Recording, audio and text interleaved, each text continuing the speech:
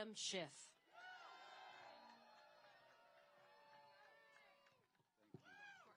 Thank you.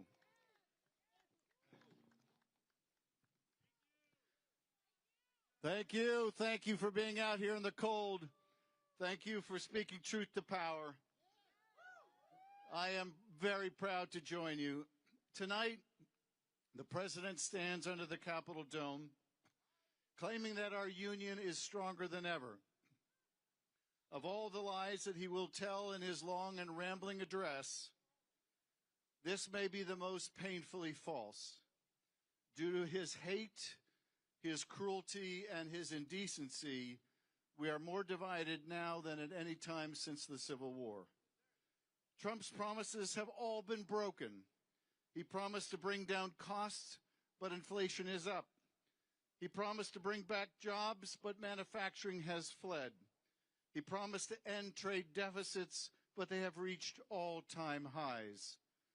But no failure is more glaring, more significant, or more damning than his failure to bring our country together. In January of 2017, Donald Trump stood just a couple hundred yards from this place and took the oath of office for the first time, swearing to uphold the Constitution. As you recall, he painted a dystopian portrait of the country, which he described as American carnage. Little could we know at the time, it was less a portrait of the country as it existed then, as much as a prophecy of what he would seek to bring about in the future.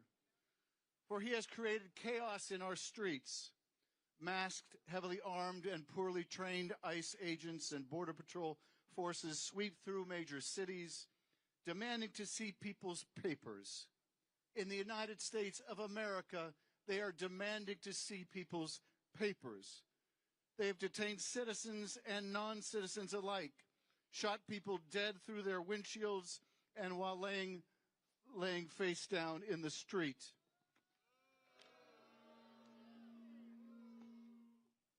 When the courts have ruled against this administration's lawless conduct of its administration raids, their opinions have been ignored. When universities dare to protest, their federal funding has been cut.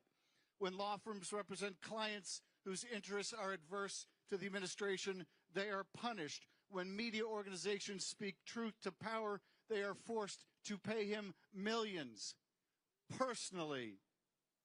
All of this violates the oath the president took to faithfully administer the laws, to vigorously defend the Constitution. Thankfully, our founders gave us the tools to fight back against a man who would be king. And chief among those tools is one more powerful than all the rest, and that is the right to vote. And this November, my friends, we must use that tool. We must vote. One man's story tells us why. On a Saturday afternoon in June in Orange County, California, a landscaper named Narciso Veronco was working outside an IHOP. He lived in the United States since the 1990s, undocumented, yes, but no criminal record. American in every way except for in his papers. In that time, he'd raised 3 sons, all U.S. Marines. That Saturday in June, a group of men approached, masked, in tactical gear, guns drawn. They tackled him, pepper sprayed him, beat him violently, dislocating his shoulder.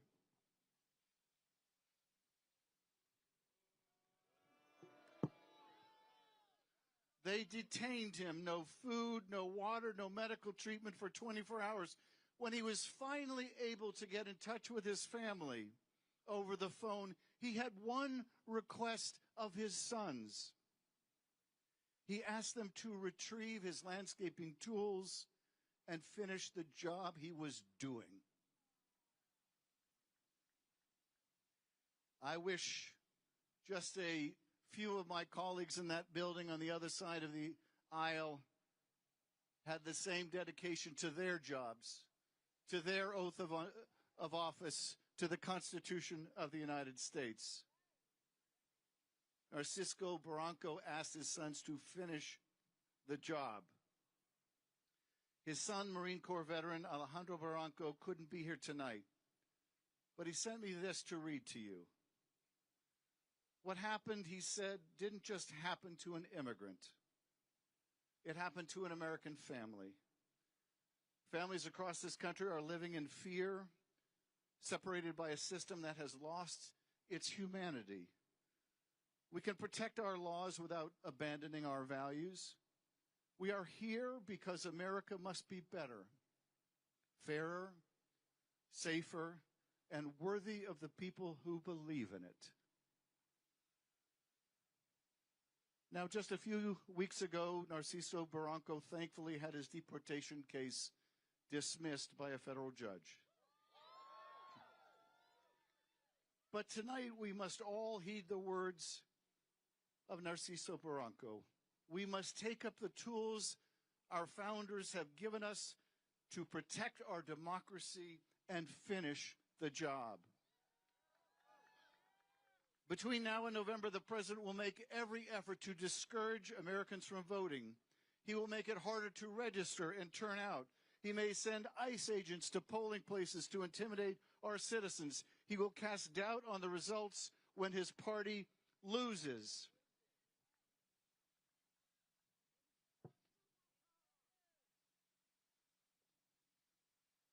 Our response must be to work harder, organize better, turn out higher than ever before.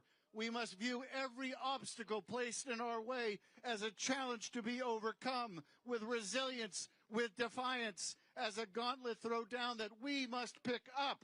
The fight for our democracy is a fight worth having, for it is democracy that makes all progress possible. And it is a struggle we can win if we pick up the tools we have been given and finish the job. In November, are you ready to finish the job? In November, are you ready to throw the bums out?